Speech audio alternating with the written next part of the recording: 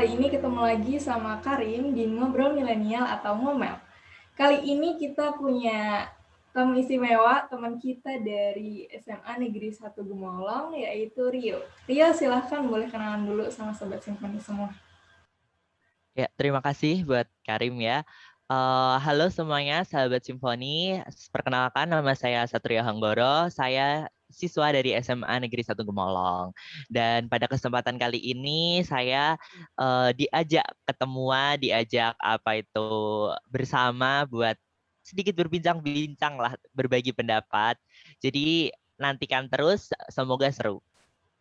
Asik. Oke, makasih Rio. Oh ya, Rio boleh kenalan sama teman-teman dong di SMA 1 Gemolong. Kamu jadi apa sih? Oh, aduh. Nanti kalau kan tadi di awal udah diperkenalin sebagai siswa, tapi alhamdulillah juga bergabung ke organisasi dan di organisasi saya kan ikut pengurus OSIS di organisasi pengurus OSIS jabatannya sebagai ketua OSIS. Nggak sombong loh ya ini. Emang nyatanya gitu, gak apa-apa. Oke, Iya. Bapak Ketua OSIS, di sini aku mau tanya-tanya nih. Pastinya kan Rio apa ya, sebagai Gen Z gitu, hidup di era digital gitu, pastinya kan pakai media sosial ya. Eh, Ketika kita main media sosial, pastinya ada apa namanya ya banyak ininya lah, naik turunnya kayak kadang tuh ya kita enjoyin aja. Terus kadang ada juga yang ngebawa serius bahkan sampai debat kusir gitu. Nah, uh, kalau Rio sendiri pernah nggak sih ketemu atau mungkin ngalamin sendiri gitu debat sama orang di media sosial gitu? Oh, kalau itu tuh ibaratkan kayak sering banget karena sekarang kan kita itu eh, apalagi di masa pandemi seperti ini, kita bermain sosial media itu sangatlah sering ibaratkan apa-apa sekarang juga menggunakan sosial media, bahkan sistem belajar pun juga menggunakan sosial media. Jadi kalau dibilang nggak pernah kalau untuk dikatakan berdebat ya mungkin bisa sampai ke situ. Tapi kalau untuk apa itu berdebat yang benar-benar sampai hal-hal yang sensitif itu belum pernah sih ya. Tapi kalau sekedar kayak aku mengomentari sebuah video atau sebuah konten. Nah, nanti di situ ternyata ada orang yang kan apa itu ada berbeda pendapat sama aku. Nah, di situ nanti kayak akhirnya dia mengomentari komentar aku, pada akhirnya nanti aku dengan bertahan dengan opiniku kayak gitu. Jadi kalau dibilang berdebat ya cuma sebatas seperti itu sih. Oke. Jadi cuma apa selisih pendapat gitu ya, belum sampai war gitu. Kalau kalau kalau ke arah war itu karena menurut aku kan kalau aku kan suka K-pop kan ya. Nah, Oh, ha. iya, nah di situ kan kayak kalau di K-pop itu kayak dibagi banyak sekali fandom kan dari suka apa suka apa suka apa. Nah, dan di situ pun juga apa itu kadang-kadang kan kayak war kayak gitu kan. Kayak bahkan kayak generasi sekarang itu kalau war itu nggak mementingkan etika dalam berpendapat seperti itu. Bahkan kadang-kadang juga ada yang menyinggung atau bahkan bisa parah banget ke ranah yang lebih kayak gitu sih. Tapi kalau untuk war itu kelihatannya pernah deh sekali dua kali. Pernah ya sekali dua kali. Oke, itu tadi Rio juga sempat menyebut soal singgung menyinggung ya. Eh, Rio pernah nggak sih dengar mungkin pengguna media sosial tapi yang dari generasi milenial, generasinya di atas kita tuh sering bilang generasi anak-anak muda zaman sekarang generasi Z tuh kok gampang banget tersinggung, kok apa sensitif banget gitu. Menurut kamu gimana sih?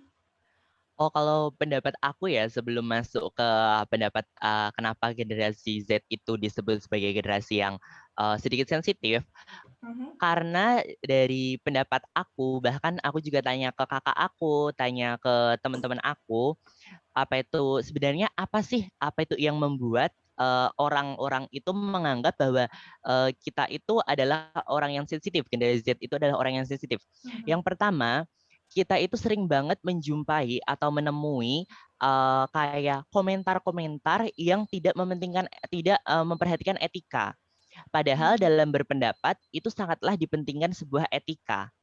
Nah, dari situ tadi banyak sekali orang yang dapat tersinggung dari komentar kita tersebut, tapi kita menganggap itu tadi hanya sekedar joke atau sekedar komentar aja biasa. Padahal dulu pada saat saya ikut webinar ya tentang digital juga, bahwa jejak digital kita itu benar-benar permanen. Setelah kita bahkan kayak hanya mengepost suatu komentar, itu benar-benar tidak akan hilang nanti sampai kapanpun. Nah, di situ yang membuat, karena saya tidak menyebut semua generasi Z ya, semua orang di generasi Z seperti itu, tapi kebanyakan mulai seperti itu. Bahkan ada yang menyebarkan komentar-komentar ujaran kebencian. Kayak contoh, saya tidak suka ke dalam suatu kelompok. Nah, saya di situ berkomentar mengujar kebencian kayak gitu, pada akhirnya menggiring opini kebanyakan orang bahwa generasi kita itu generasi yang sensitif. Padahal banyak sekali orang-orang atau masyarakat atau anak-anak generasi Z sekarang itu lebih sangat gimana ya? Lebih baik dalam berkomentar, itu sangatlah banyak sekali. Tapi karena itu tadi, karena banyak juga orang yang berkomentar kurang baik, tidak mementingkan etika, pada akhirnya kita yang bahkan beretika dengan baik itu pun kena dampak, dan pada akhirnya condonglah ke itu tadi, opini masyarakat yang mengatakan generasi Z itu generasi yang sensitif. Kalau menurut saya sih kayak gitu sih ya. Jadi menurut Rio sendiri, benar nggak sih ketika orang-orang bilang kalau generasi Z itu sensitif? Kalau Kamu menurut sendiri aku sih tentu gimana? tidak. Kalau menurut aku sih tidak ya.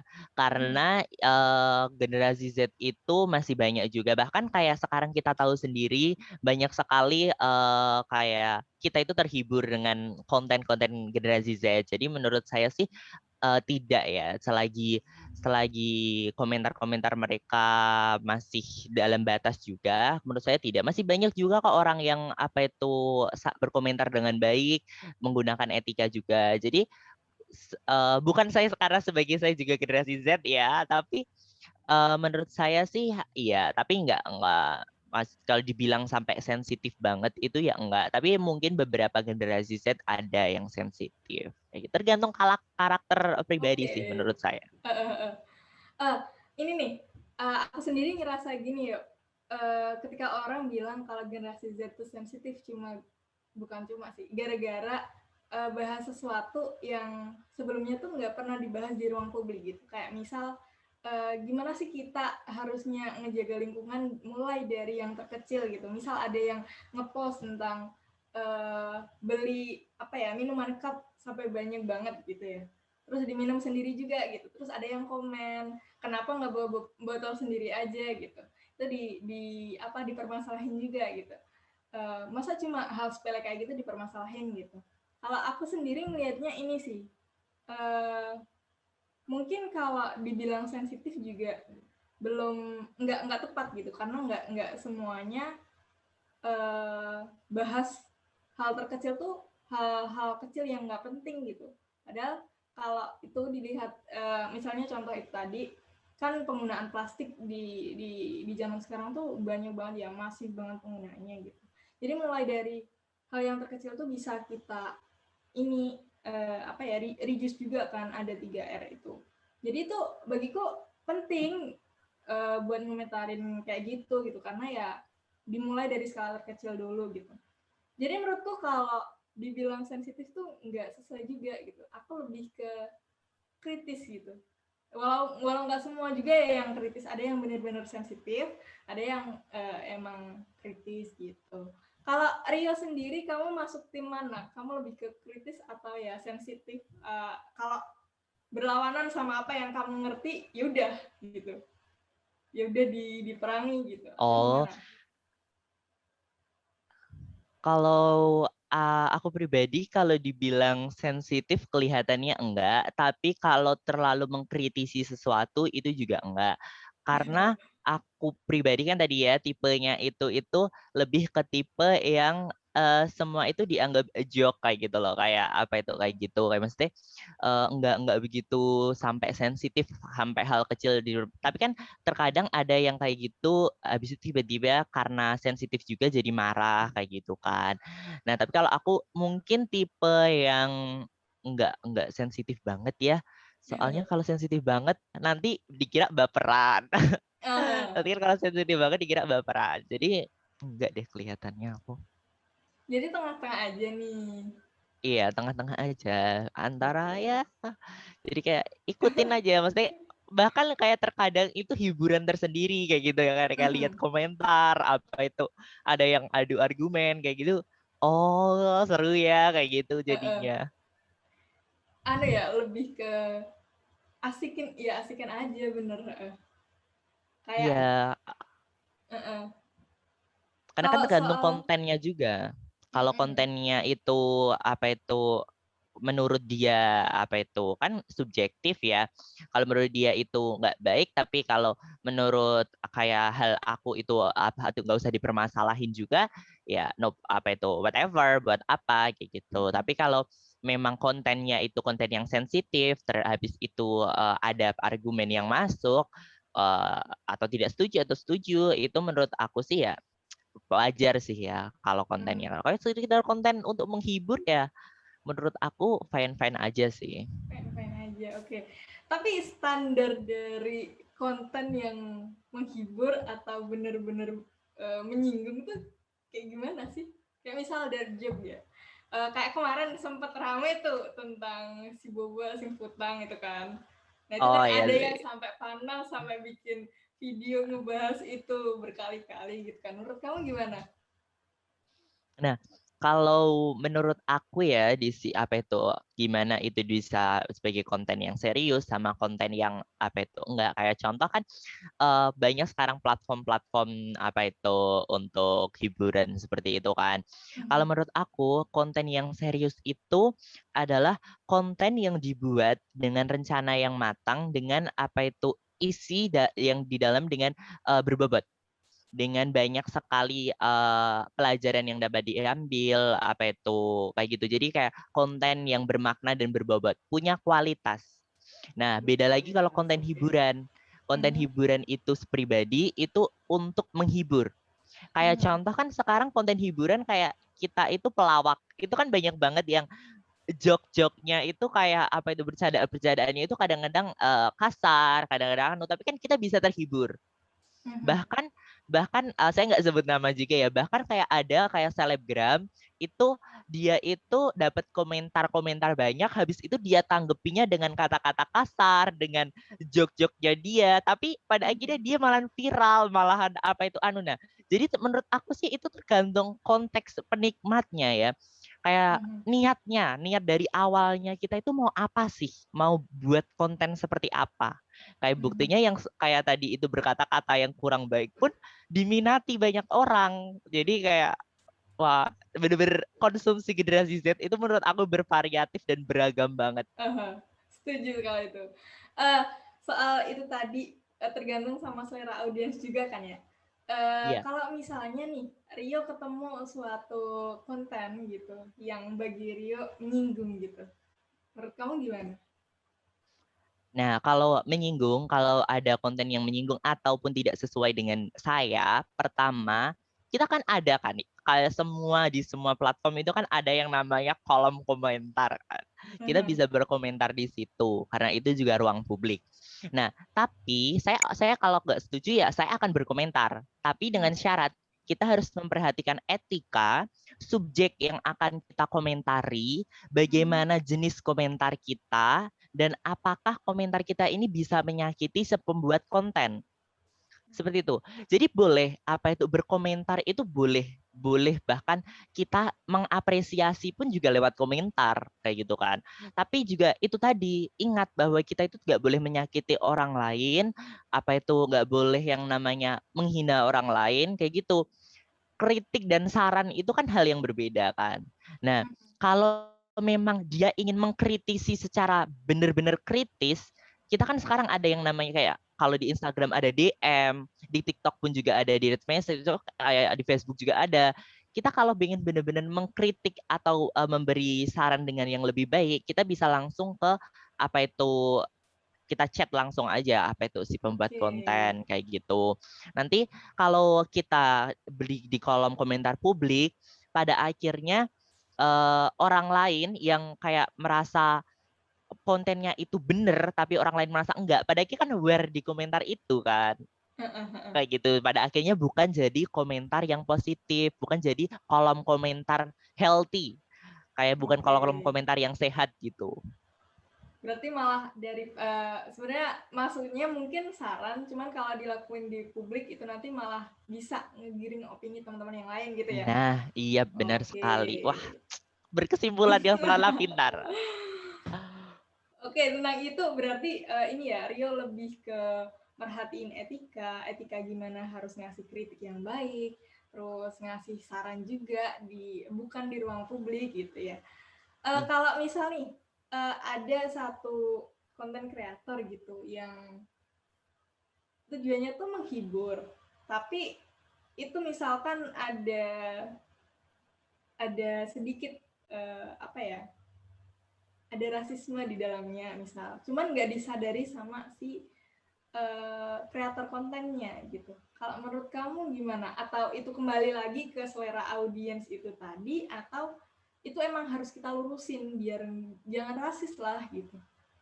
Kalau menurut aku pribadi, kalau sudah menyinggung tentang rasisme, kalau menyinggung tentang budaya lain, menyinggung ya rasisme lah, itu menurut aku patut untuk luruskan lagi, patut untuk dikomentarin, patut untuk dibenarkan, disarankan dengan baik. Karena kenapa? Bagi aku banyak banget bercandaan atau banyak banget joke-joke yang bahkan nggak perlu menyinggung, nggak perlu rasis, tapi itu benar-benar bisa bikin menghibur banget. Bahkan banyak sekali konten-konten positif yang menghibur. Kalau masih ada banyak sekali konten positif yang menghibur, mengapa kita harus menyinggung orang lain atau bersikap rasis juga? Jadi selagi Oke. masih ada konten positif dan selalu ada konten positif, kita pilih konten positif itu. Kalau masih ada yang sedikit melencong atau ada yang sedikit membawa hal-hal buruk, itu menurut aku patut untuk dikasih saran, dikasih masukan. Tapi ya itu tadi, ingat, dengan menggunakan etika bersaran. Kayak gitu sih kalau aku pribadi. Oke, mantep banget jawabannya nih. Kayak udah berpengalaman banget ini main sosmed. Baru padahal aku bermain sosmed itu ya ya mungkin karena cukup aktif di sosial media ya. Jadi seleb TikTok juga. Enggak seleb TikTok, enggak seleb TikTok. Nanti kalau apa itu dibilang seleb TikTok, dikira nanti followersnya udah banyak kayak gitu kan. Padahal emang Lebih ke banyak. lebih ke seleb seleb seleb biasa, seleb kampung, seleb kampung. Tapi kan berarti kalau kamu jadi seleb walaupun dalam skala kecil gitu ya, kamu kan udah punya audiens gitu, kamu udah punya power buat mempengaruhi audiens kamu, buat nyampein pesan mungkin atau cuma buat hiburan aja, having fun gitu. Nah, kalau di situ aku karena aku juga punya beberapa sosial media dan beberapa pengikut juga ya. Kalau aku pribadi memanfaatkan pengikut itu sebagai tempat aku kayak mencurahkan pikiran atau tempat aku berbagi. Kayak contoh, aku itu baca buku atau baca novel. Habis itu ada kata-kata yang bagus, ada kata-kata yang apa itu menurut aku ini bisa buat pelajaran orang lain. Nah, di situ aku share, aku beri kayak maksudnya aku bagi-bagi kayak gitu kan. Jadi kayak lebih untuk berbagi aja sih ya kalau aku platform-platform sosial media karena seru banget. Kadang-kadang tanggapannya itu juga ada yang dibawa bercanda. Bahkan kayak aku kan memberi kayak ngasih ibaratnya kan quotes ya. Aduh, kasih quotes. Jadi ngasih quotes yang apa itu kayak sedih gitu ya. Nah nanti pada akhirnya itu tuh bisa-bisa mereka itu nanggepinnya pakai bercanda atau nanggepinnya mereka itu apa itu nggak sejalan, maksudnya nggak ada hubungannya sama sekali sama konten aku kayak gitu. Tapi itu yang membuat semangat, itu yang membuat kita seneng. Nah itulah yang dinamakan konten positif yang bisa membuat si konten kreator itu merasa bangga, merasa bahagia, dan merasa kayak seneng gitu. Tapi ya jangan berbohong pas ngonten. Maksudnya kayak kalau seumpamanya apa itu, aduh wah bagus banget, gak ada yang nandingin, itu kalau menurut aku hiperbola ya, malah kayak konten kreatornya kayak ih apaan sih gitu kan, ada akhirnya. Kalau ini Rio sendiri bikin konten itu berpatokan sama apa sih? Maksudnya bikin konten kan lebih ke having fun ya, hiburan buat diri sendiri dan syukur-syukur buat orang lain gitu. Gimana sih Rio menetapkan batasan dalam bikin konten biar nggak menyinggung gitu, biar ya udah menghibur aja gitu. Kalau di situ pertama, aku itu setiap membuat konten itu tuh aku tunjukin ke kakakku. Yang pertama aku tunjukin ke orang lain dulu. Aku tunjukin ke kakakku, kontenku seperti ini. Menurutnya, karena kan ibaratkan kakakku berarti konsumen pertamaku. Iya, konsumen pertamaku. Nah, apa itu first impression kakakku melihat kontenku itu tadi gimana? Bahkan dulu apa itu kayak seumpamanya ada yang apa itu menurut menyinggung kayak gitu, nanti kakakku pasti bilang ini ada yang menyinggung. Bahkan kalau kontenku jelek loh ya, itu tuh kayak kadang-kadang apa itu kayak gitu kayak cuma bisa segitu kayak gitu kan, kayak gitu. Bahkan kalau kakakku juga mau komentar ke suatu akun atau apa, itu biasanya juga kayak sharing juga. Jadi kayak kalau kayak gini menurut kalau apa itu konten aku dikomentari kakak aku seperti ini itu aku gimana? Ikut sakit hati atau enggak? Kayak gitu kan. Nah, kayak gitu kalau temennya aku bilang, "Enggak kok, kelihatannya bagus-bagus aja." Kayak gitu kan. Kayak gitu kayak, "Oh ya udah, apa itu anu." Nah, kayak gitu. Jadi kayak filter, ibaratnya kakak aku itu ada pemfilternya. Nah, jadi kalau kita berkomentar itu juga harus ada pemfilternya. Kayak gitu sih. Berarti ya dalam pakai media sosial, entah kita sebagai content creator atau kita sebagai penikmatnya gitu, kita harus itu kata Rio tadi berpegangan sama yang namanya etika bermedia sosial gitu ya. Yep, benar sekali. Etika sangatlah penting. Pelajaran Yo. bahasa Indonesia antara kritik dan saran. Sama PKN juga. Ini ya, apa namanya, berarti bersosial media itu sama aja kayak kita bergaul di lingkungan masyarakat gitu. Kita harus merhatiin gimana sih etikanya, gimana sih norma-norma yang berlaku gitu ya. Ya, nah dan juga yang harus diingat kita itu sama kan kayak apa itu anu. Tapi kalau kita bersosial media itu konteks kita lebih luas. Apa itu penikmat kata-kata kita itu lebih banyak. Habis itu kalau kita di masyarakat kan kayak kita melakukan semua hal, nggak semua orang tahu. Nah, tapi kalau di sosial media sekarang kita melakukan sedikit kesalahan aja bisa semua orang tahu kayak gitu kan. Bahkan kayak ada kata-kata anak apa itu Gen Z sekarang kan nunggu viralnya aja kayak gitu kan. Jadi kayak ya have fun. Oke.